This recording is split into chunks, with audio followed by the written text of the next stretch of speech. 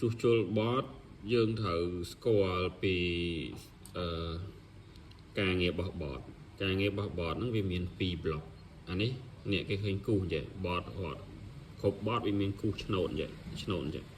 អញ្ចឹងមួយឆ្នោតទូចនេះមកខាងនេះអាហ្នឹងគេហៅ block power supply ដល់ពេលមួយខាងនេះមកខាងនេះអាហ្នឹងគេហៅ block secondary សម្រាប់បជាឬបជា relay បជាអីចឹងទៅតែ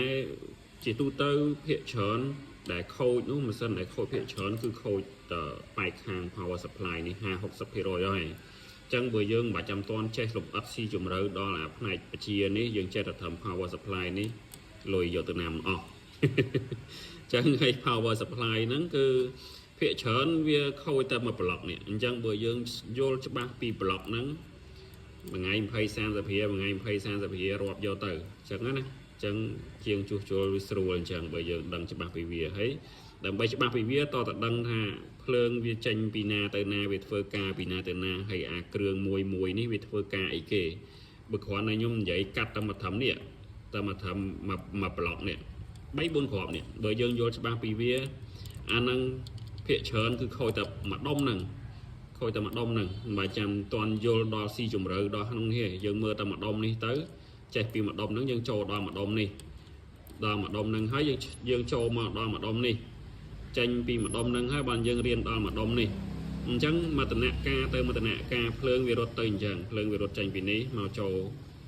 ចេញពីអានេះមកចូលនេះជើងមកដល់ចាប់ចូលពីនេះហើយចេញពីខាងអានេះនេះភ្លើងដោតចូលហើយចេញពីនេះចេញ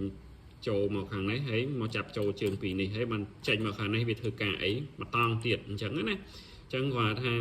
ភាគរយ 50-60% ដែលវាខូចតែត្រឹមមួយប្លុកនេះអញ្ចឹងជាងដៃថ្មីប្រហែលជាអត់ទាន់សូវច្បាស់អាកន្លែងហ្នឹងតែបើសម្រាប់អ្នកមានបទពិសោធន៍យូរគឺគាត់ច្បាស់ហើយអាកន្លែង power supply ហ្នឹងគឺងាយពេលដែលយើងដឹងច្បាស់ពីវាគឺងាយកន្លែង power supply ហ្នឹងវាភាគរយតិចដែលវាខូចរហូតដល់អាប្លុកនេះប្លុកpower IC នេះវាយ៉ាងច្រើនវាខូចត្រឹម filter ខូចត្រឹមអីនេះឯងអញ្ចឹងណាអញ្ចឹង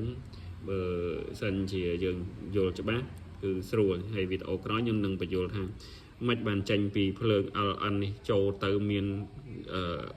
នកង់ដងមាន resistance ហើយមានអាស្អីគេនេះខ្មៅនេះមានអាខៀវនេះអញ្ចឹងតយើងស្គាល់ថាអានេះគេហៅស្អីអានេះគេហៅស្អីអានេះគេហៅអីអានេះគេហៅអីហើយអាមកខាត់ហ្នឹងវាការងារវាសម្រាប់អីមិនចាំឲ្យគេដាក់វាកន្លែងហ្នឹងអញ្ចឹងណាអញ្ចឹងដើម្បីធ្វើបទមួយបានតើយើងយល់ពីអស់ហ្នឹងបាទអរគុណជួបគ្នានៅវីដេអូក្រោយ